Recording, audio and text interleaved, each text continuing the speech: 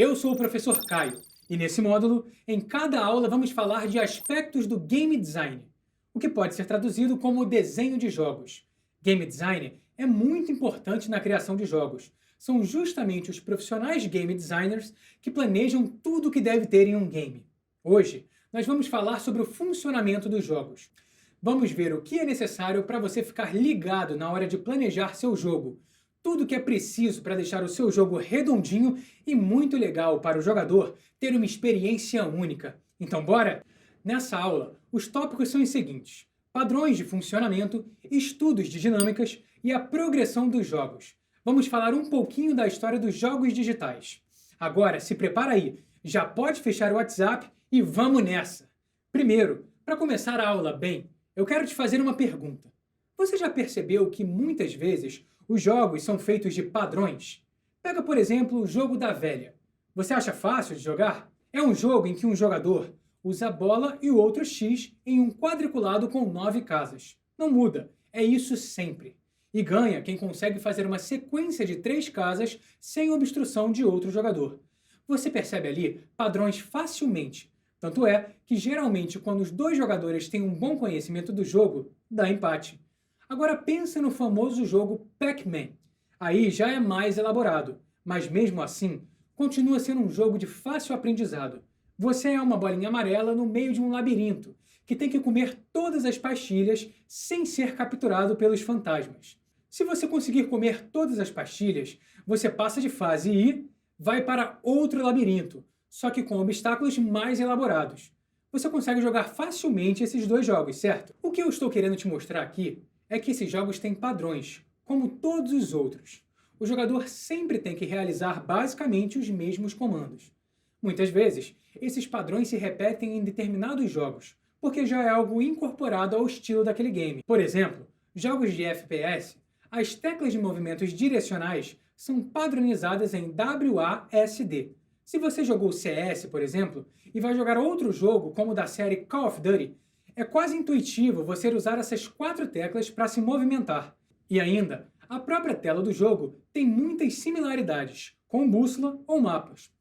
Outro ponto são os jogos em 2D de plataforma, como Mario e Mega Man. Os jogos são bem diferentes, mas têm alguns sistemas similares. O jogador vai da esquerda para a direita da tela e tem comandos como andar e pular. São padrões reaproveitados e que ficam marcados no jogador, que não esquece esse jeito de jogar.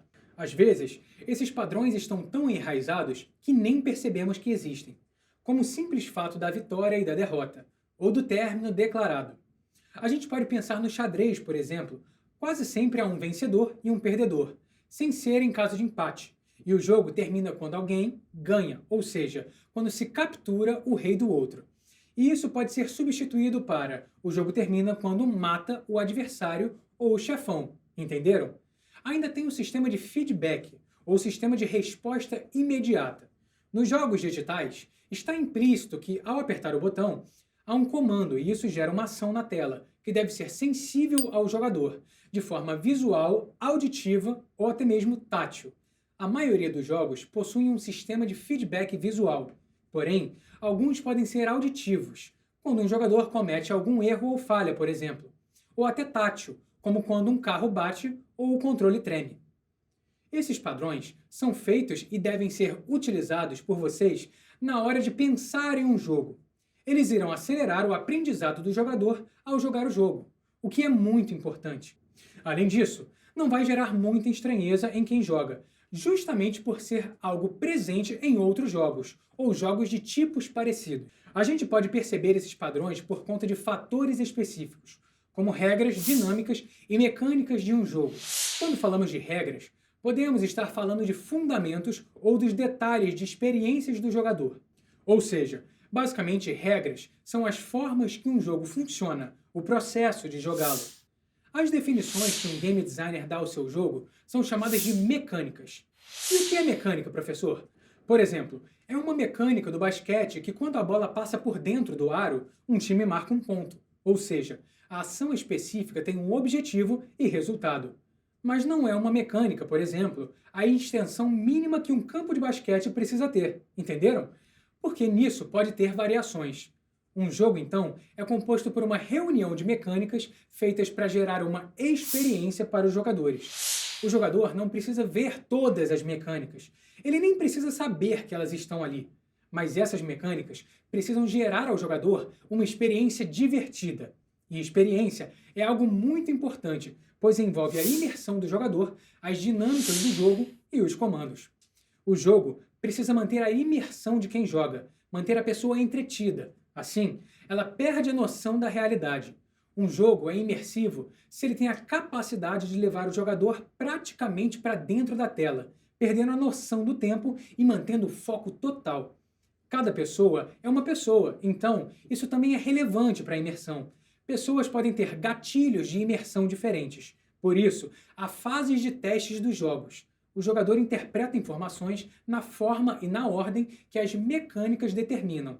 Então, interagem com o universo virtual também através de mecânicas e por meio de comandos. Comandos são as formas de interação que o jogador tem para interagir naquele mundo virtual. No videogame, você aperta botões e isso faz uma ação. Beleza, pessoal, o processo de criar jogos é bem complexo. Então, para facilitar a comunicação entre o game designer e o resto da equipe, existem 4 documentos muito comuns e de diferentes utilidades. Vou começar pelo menor e mais simples, o One Sheet. Esse documento, como o nome já diz, deve ocupar apenas uma folha. Ele deve apresentar a visão geral do jogo de um jeito informativo, interessante e curto. Nele, precisa constar a ideia geral de como será o jogo, ter logicamente o nome do jogo, para quais sistemas ele será lançado, o público-alvo e a classificação etária indicativa. Além disso, deve contar um resumo da história, dando ênfase na jogabilidade, como será jogado, seus modos suportados, os argumentos chaves de venda, ou seja, porque seu jogo venderia bem, e por fim, os produtos competitivos, ou seja, jogos semelhantes ao seu que já estão no mercado. Agora, você pode ver aí um exemplo de One Sheet.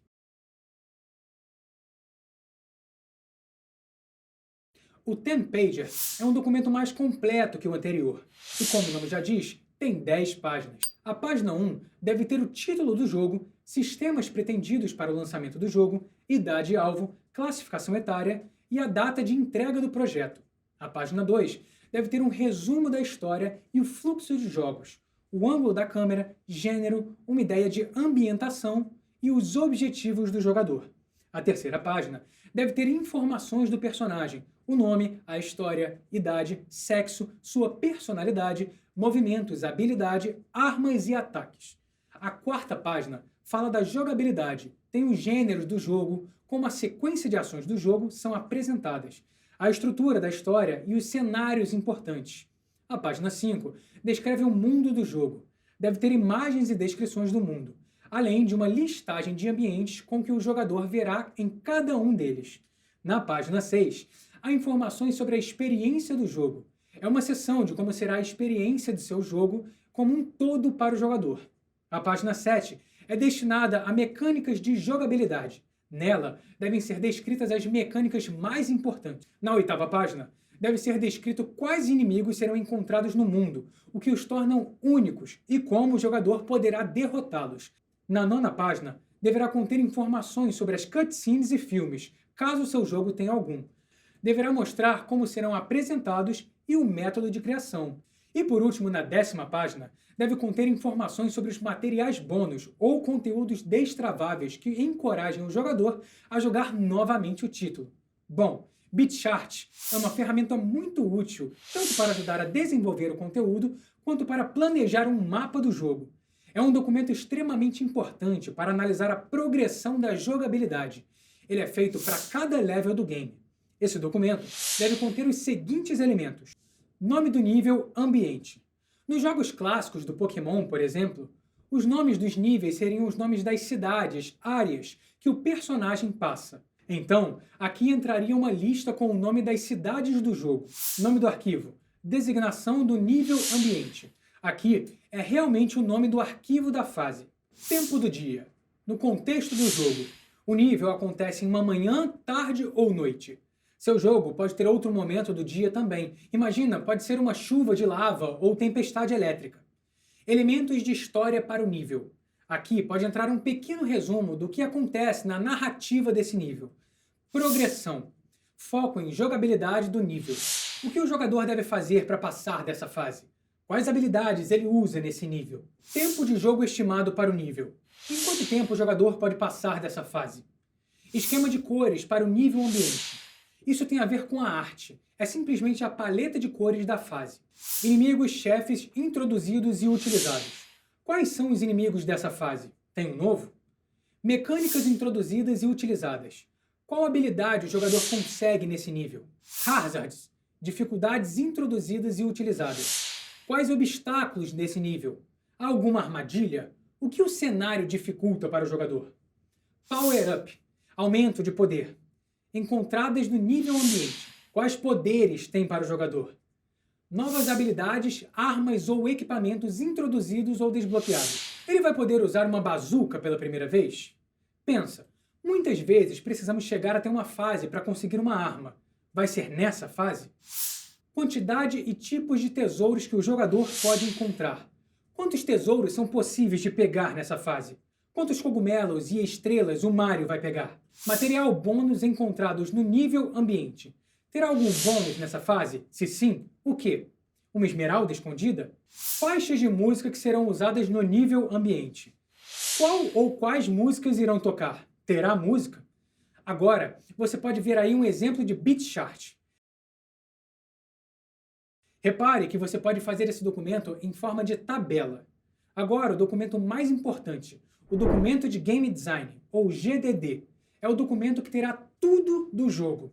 Ele é muito importante porque o time todo usará como referência durante a produção do jogo. Então, deve estar sempre atualizado. Não existe uma forma correta de escrever um GDD, e cada designer prefere de uma maneira.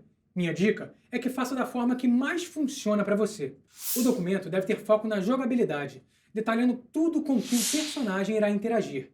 Esses documentos podem ter centenas de páginas em grandes projetos. Mas o importante é que ele deve sempre estar atualizado com as mudanças do jogo e todos os membros do projeto devem entender. Agora, vamos falar mais um pouco de mecânicas. Como já foi dito aqui, mecânica trata diretamente de como seu jogo vai funcionar. Então, eu vou te dar algumas dicas desse elemento tão importante. A mecânica deve se adequar ao tema central do jogo. Você já deve ter percebido que jogos com temáticas parecidas também têm forma de jogar parecidas. Ao jogar jogos distintos de futebol, por exemplo, é perceptível similaridades em certos comandos. Então é muito importante você ter em mente qual o tema do jogo para determinar a mecânica implementada. É importante, então, você entender as motivações dos jogadores, o que eles acham divertido, para poder gerar mecânicas divertidas. Assim, modelando a mecânica, como por exemplo, se os jogadores gostam de recompensas, você insere pontos, medalhas. O jogador deseja realizações, então você coloca desafios e puzzles. Essas implementações dependem do estilo, do tema do seu jogo, e assim por diante. Você pode colocar rankings para classificações, formas de criações, a possibilidade de coordenar um time, entre outras características. São as mecânicas que dizem o que pode e o que não pode acontecer no jogo. Entenderam? Partindo disso, podemos falar de tempo, tratar de ciclos de ação do jogador e feedback do jogo. Esses ciclos podem ser baseados em segundos, minutos, horas ou até mesmo dias. Vou falar agora um pouquinho da história, da progressão dos jogos existentes, a história dos games. Tudo começou em 1943, quando foi criado o primeiro computador eletrônico programável digital, o Colossus. Com ele, foi possível realizar programação e cálculos. Porém, o primeiro videogame surgiu apenas em 1971 e só funcionava com moedas. O arcade Galaxy Game era jogado por 2 jogadores em uma batalha de naves. Galera, os primeiros videogames eram arcade. Tinham que colocar uma moedinha para jogar. Computer Space, arcade também baseado em uma batalha de naves, foi lançado no mesmo ano e foi criado por Nolan Bushnell, o pai da indústria dos jogos eletrônicos. Esse foi o primeiro videogame lançado comercialmente.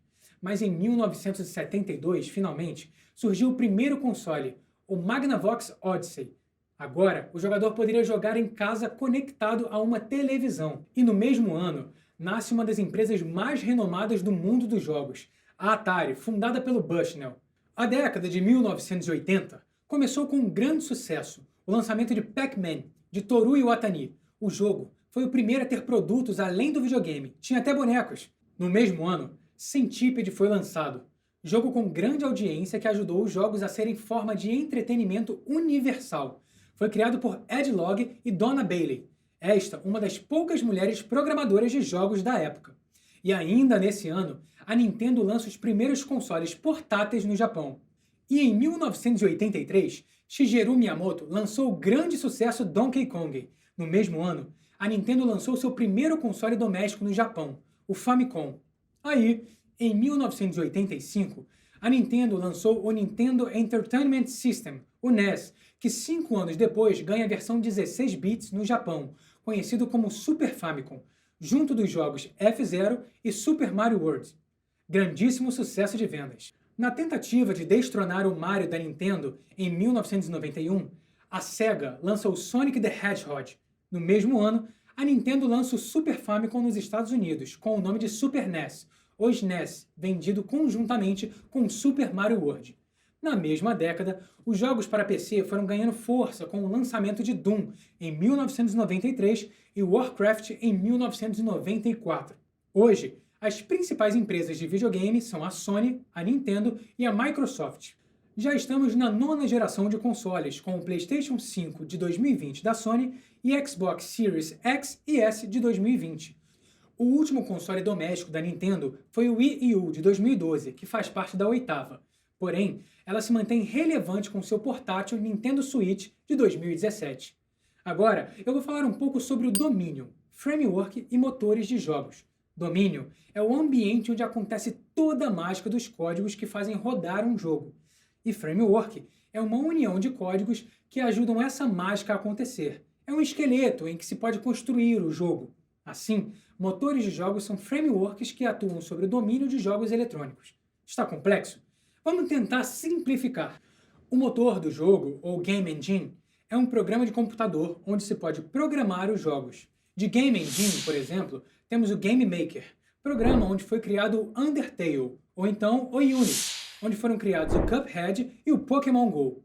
Dificilmente se pode ter um Game Engine que atenda todos os tipos de jogos disponíveis. Então, cada um tem suas características e servem para determinados tipos de jogos.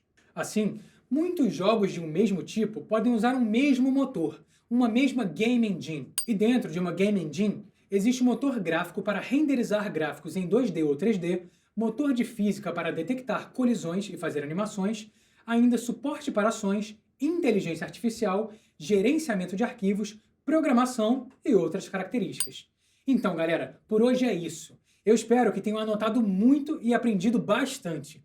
Obrigado por me acompanharem até aqui mais uma vez e eu espero que tenham curtido muito essa jornada, porque eu curti. Abraço, meus queridos, e nos vemos na próxima aula. Tchau!